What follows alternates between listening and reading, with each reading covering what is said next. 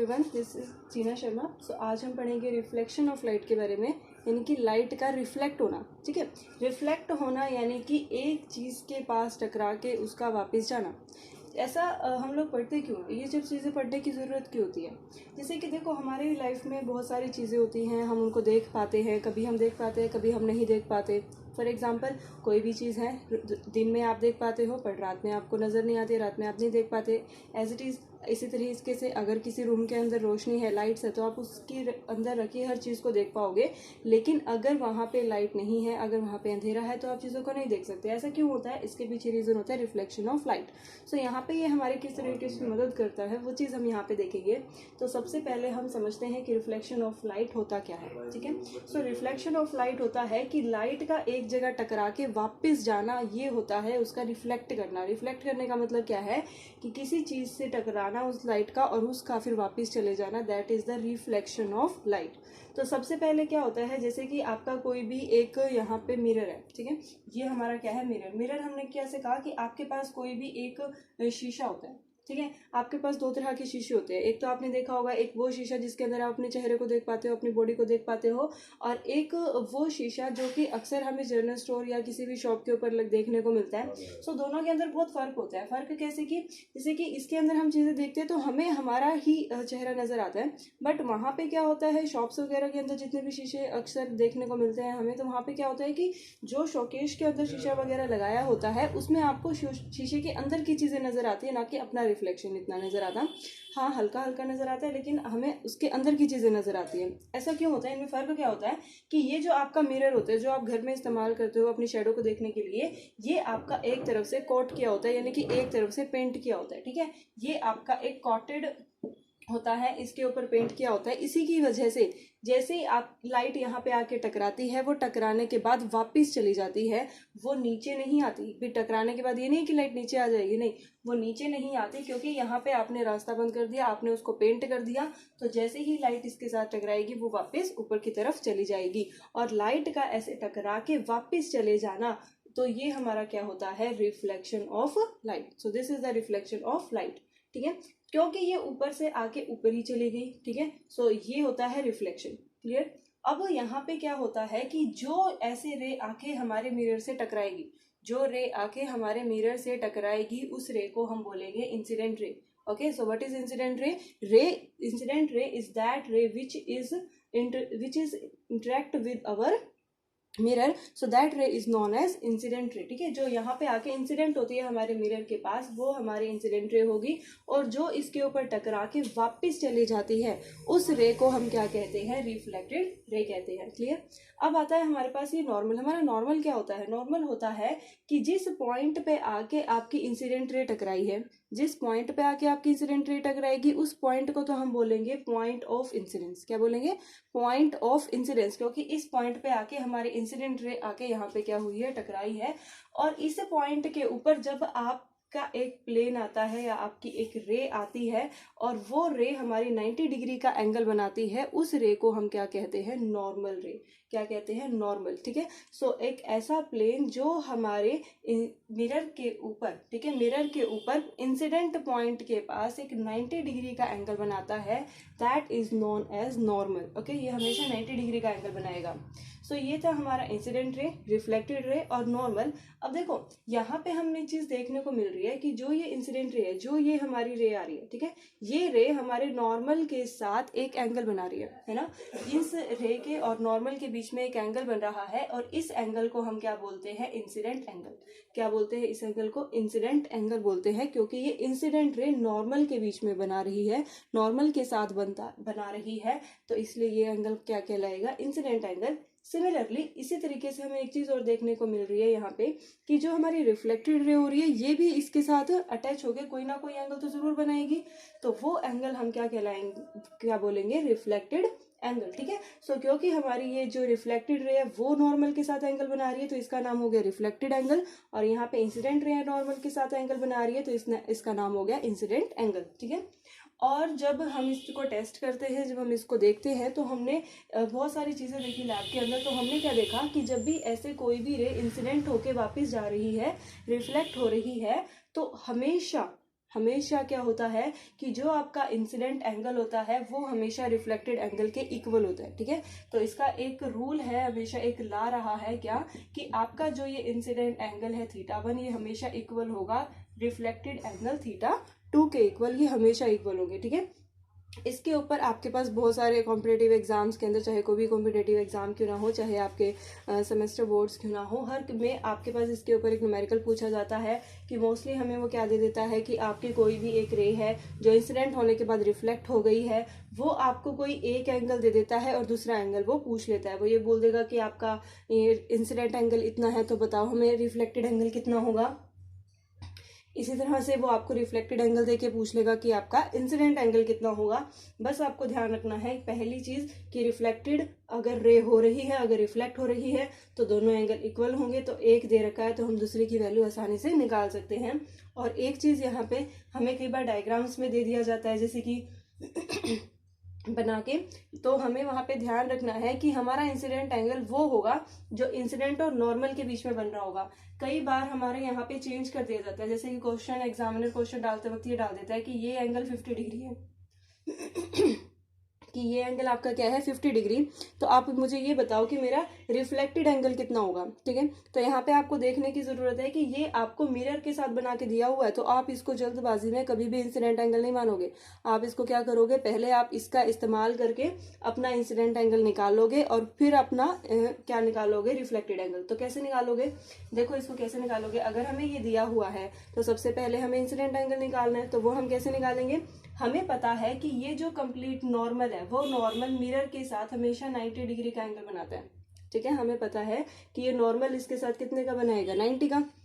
लेकिन हमें क्या चाहिए, हमें तो बस सिंपल ये ऊपर वाला चाहिए, ठीक है। ऊपर वाला कितना होना चाहिए, तो एक बात बताओ, अगर ये कंप्लीट 90 है और नीचे वाला 50 है तो ऊपर वाला हमारे पास कितना बचा, 40 डिग्री, ठीक है। तो ये हमारे पास 40 डिग्री आ गया। तो हमें पता लग गया कि इंसिडेंट और नॉर्मल के बीच में 40 है, तो इसका मतलब हमारा जो इंसिडेंट एंगल है वो कितना है, 40 डिग्री, ठीक है। सो हमें इंसिडेंट एंगल 40 मिल गया। अब मुझे ये पता है कि मेरा इंसिडेंट एंगल जितना है उतना ही मेरा रिफ्लेक्टेड एंगल होगा। सो मैं इस लॉ को यूज करके, अपने इस्तेमाल करके मैं अपना रिफ्लेक्टेड एंगल निकाल सकती हूँ कि यहाँ पे हमें क्या लिख देंगे कि जो हमारा रिफ्लेक्टेड एंगल है वो भी कितना होगा, 40, because we know that the incident angle is always be equals to reflected angle. Okay, so ये हमारा क्या निकल गया, रिफ्लेक्टेड एंगल निकल गया। सो ये सब हमारा था क्या, किसके बारे में, हमारे सारे रिफ्लेक्शन के बारे में, ठीक है। लेकिन हमारे पास ये जो मिरर होते हैं वो भी अलग अलग टाइप के होते हैं। हमारे इनको सरफेस बोला भी जाता है। क्या बोला जाता है, सरफेस, कि एक तरीके का अलग अलग तरह के सरफेस होते हैं। कोई बिल्कुल प्लेन होता है, कोई थोड़ा रफ होता है, ठीक है। तो जो हमारे पास प्लेन है यानी कि एकदम प्लेन होते हैं, बिल्कुल शाइनिंग अच्छे से सरफेस किया हुआ है, किसी भी तरह का कोई रफ एरिया नहीं है वहां पे। सो जो हमारे पास प्लेन हमारे सरफेस होते हैं, कई सरफेस पे ऐसा क्या होता है कि आपके इन सरफेस के ऊपर अगर आपकी ये लाइंस है, देखो ये जो आपकी रेज आ रही है, ये आपकी रेज आ रही है यानी कि हमारे मिरर के पास आके टकरा रही है, ठीक है। ये हमारा मिरर है और मिरर के पास आके क्या हो रही है, ये टकरा रही है। तो जो रे हमारे यहाँ पे आके टकराती है वो इंसिडेंट और जो वापस जाती है वो रिफ्लेक्टेड, अभी हमने पढ़ा था।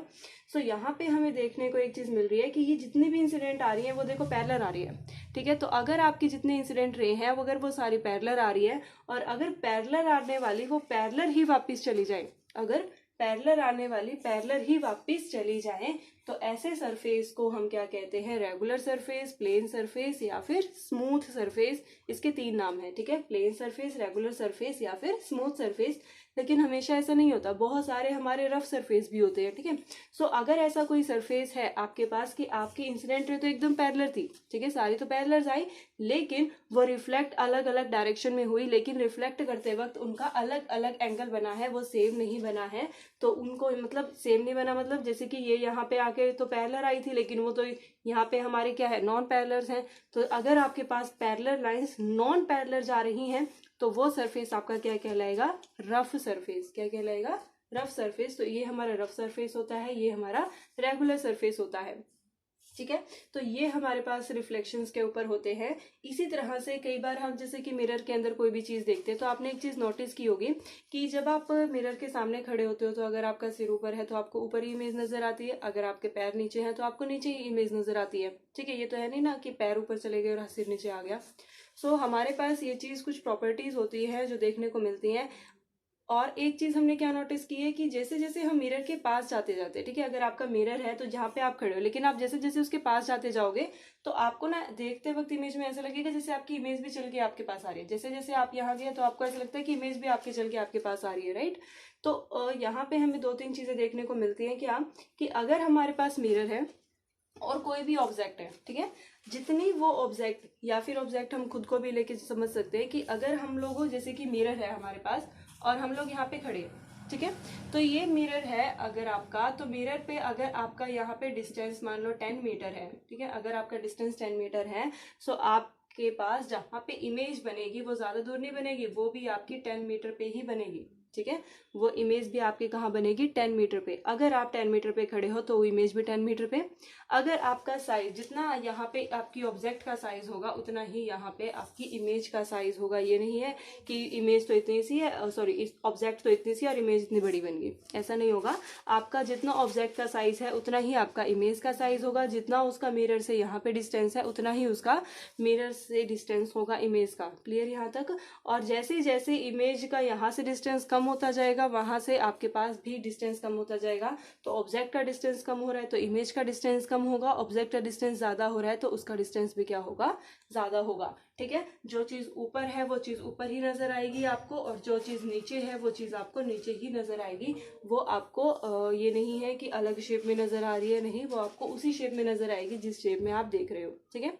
हाँ, लेकिन कुछ अलग भी चीजें होती है, जैसे कि वर्ड्स है, ठीक है, तो कुछ जैसे कि अल्फाबेटिक वर्ड्स से आप इसको समझ सकते हैं कि जब हम अल्फाबेटिक वर्ड्स को मिरर के अंदर देखते हैं ना तो हमें थोड़ा सा इसी कंसेप्ट का इस्तेमाल करते हुए अलग चीजें नजर आती हैं। जैसे कि मैं इसी कंसेप्ट को इस्तेमाल करती हूँ इसके अंदर, और अगर आपको समझाने की कोशिश करूँ तो जैसे कि मानो हमारे पास यहाँ पे कोई भी वर्ड ले लेते हैं, ठीक है, जैसे कि मैंने ए वर्ड लिया, सो ए वर्ड है, तो देखो यहाँ पे जो आपका ए वर्ड है, जैसे ये वाली लाइन, क्लियर, ये यहाँ पे इस तरीके से है तो यहाँ पे भी आपको क्या दिखेगी, इस तरीके से दिखेगी। क्यों?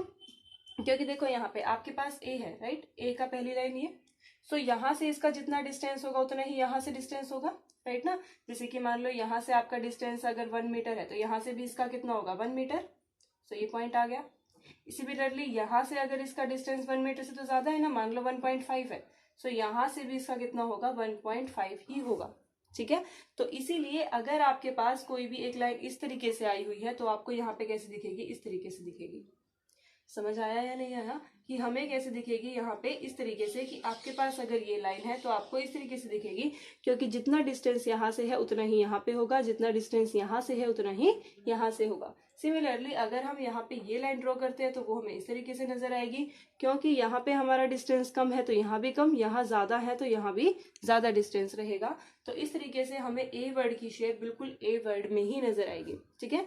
बट बहुत सारी चीजें आपके पास अलग अलग भी होती है, जैसे कि बहुत सारे वर्ड्स हैं ऐसे, जैसे कि अगर मैं एक वर्ड लूँ तो हमारा सी वर्ड है, यहाँ पे तो हमारा सी है, ये इस तरीके से हमें नजर आ रहा है, लेकिन जब हम इसका रिफ्लेक्शन देखेंगे तो वो अलग नजर आएगा। जैसे कि देखो इसकी जो ये वाले पॉइंट्स हैं या इनका डिस्टेंस हमारा मिरर से कम है तो यहाँ पे इन पॉइंट्स का डिस्टेंस मिरर से कम होगा, लेकिन अगर मैं इसके इस बीच वाले पार्ट को देखूं तो यहाँ पे ये वाला पॉइंट जो है इस मिरर से ज्यादा डिस्टेंस है, तो ज्यादा डिस्टेंस है तो इसका भी ज्यादा डिस्टेंस होगा, तो इसका मतलब आपको यहाँ पे ये इसी शेप में नजर आएगा, इस तरीके की शेप में। क्लियर। तो यहाँ पे तो हमारे पास ये क्या बन रहा था, यहाँ पे तो हमारे पास ये ऐसे सी बन रहा था, लेकिन यहाँ हमें ये उल्टा नजर आएगा। क्लियर। तो इस तरीके से हमें अल्फाबेट्स, कई अल्फाबेट्स एज इट इज नजर आते हैं, लेकिन कई अल्फाबेट्स हमें क्या नजर आते हैं, एकदम उल्टे। तो यही एक रीजन होता है कि एम्बुलेंस वगैरह के ऊपर जब भी आप एम्बुलेंस वर्ड्स पढ़ने की कोशिश करोगे तो आपको कुछ वर्ड्स एकदम उल्टे नजर आएंगे, अच्छे से समझ ही नहीं आएगा कि क्या लिख रखा है। सो ये क्वेश्चन हमसे अक्सर पूछे जाते हैं कि बहुत सारे एग्जाम्पल्स देते हैं कि यहाँ पे ये चीज लिखी होती है लेकिन हम पढ़ नहीं पाते हैं। तो वो किस वजह से नहीं हो पाता है, इसी सब की वजह से नहीं हो पाता है, क्योंकि जैसे ही आप उसको उल्टा देखते हो तो जब आप मिरर रिफ्लेक्शन उसका देखते हो तो वो अक्सर चीजों को उल्टा करके दिखाता है, बिकॉज वो हमारे कुछ लॉज को यूज करता है। पहला लॉ क्या है हमारे पास, कि जो हमारे पास साइज है वो सेम होगा, ऑब्जेक्ट का जितना साइज है वही हमारी मिरर का साइज होगा, दोनों मतलब अलग अलग नहीं होंगे। सेकंड, वो हमारे किसको देखता है, हमारे डिस्टेंस को देखता है, कि जो मिरर से ऑब्जेक्ट का डिस्टेंस है वही मिरर से उसके इमेज का डिस्टेंस होगा, दोनों अलग अलग नहीं होंगे। और जो चीज आपकी ऊपर की तरफ बनी हुई है वो ऊपर रहेगी, जो चीज आपकी नीचे की तरफ बनी हुई है वो नीचे की तरफ बनेगी, आपकी शेप चेंज नहीं होगी। ठीक है, आपकी जो इमेज है वो एकदम सीधी बनेगी, इरेक्ट बनेगी। सीधी बनना मतलब इरेक्ट बनना, कि हमारी इमेज एकदम इरेक्ट बनेगी, वो इन्वर्ट नहीं होगी, यानी कि उल्टी नहीं होगी। क्लियर। सो आज के लिए हमने क्या पढ़ा, हमारा रिफ्लेक्शन ऑफ लाइट। सो आगे का हम बाद में पढ़ते हैं।